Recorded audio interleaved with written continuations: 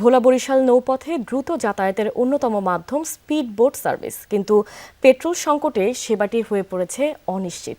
চরম ভোগান্তিতে পড়েছেন রোগী ও সাধারণ যাত্রীরা। আয় বন্ধ হয়ে দুশ্চিন্তায় দিন কাটছে মালিক শ্রমিকদের। সিলন টি রপ্তানিতে শীর্ষে।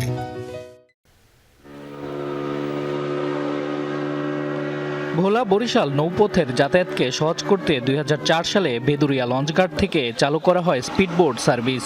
লঞ্চে যেখানে সময় লাগে প্রায় 2.5 ঘন্টা, সেখানে স্পিডবোটে গন্তব্যে পৌঁছানো যায় মাত্র 40 মিনিটেই।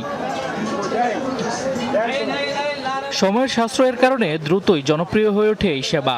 বর্তমানে প্রতিদিন এই রুটে শতাধিক স্পিডবোট চলাচল করে, যা রোগী ও সাধারণ যাত্রীদের জন্য গুরুত্বপূর্ণ ভরসা।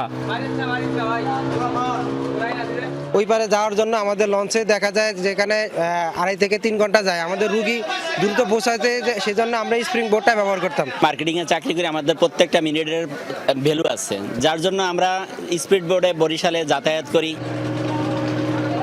তবে সম্প্রতি জ্বালানি তেল সংকটে বিপর্যয় হয়ে পড়েছে পুরো ব্যবস্থা।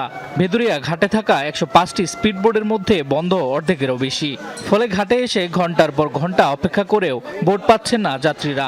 সবচেয়ে বেশি দুর্ভোগে রোগী ও তাদের স্বজনরা। আগে আমরা এখানে এসে কন্টিনিউ বোট পাইতাম, এখন কন্টিনিউ বোট পাওয়া যায় না। যাত্রী না বসায় রেখা তারা পেট্রোল আনতে যায়, যাত্রী অনেক ভোগান্তিতে থাকে।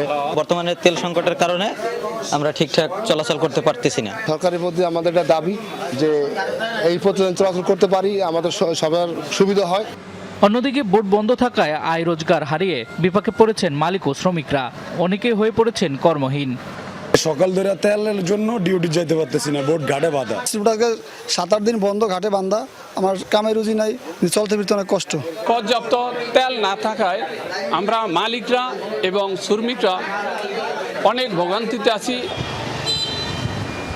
এ বিষয়ে ক্যামেরার সামনে কথা বলতে রাজি হননি জেলা প্রশাসক ডাক্তার শামীম রহমান।